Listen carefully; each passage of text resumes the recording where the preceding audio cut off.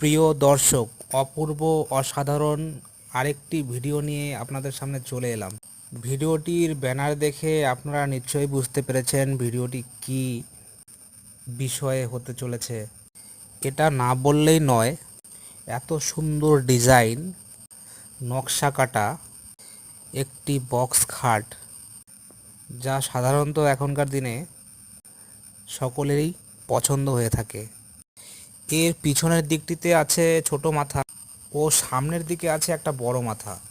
আর হ্যাঁ, আরেকটি কথা আপনাদের জানিয়ে দিই, এই বক্স খাটটির সামনের মাথায় ঠিক যেখানে বালিশ রেখে আমরা সকলে মাথা দিয়ে ঘুমিয়ে থাকি, তার সামনেই রয়েছে পরপর 3টে ড্রয়ার সিস্টেম।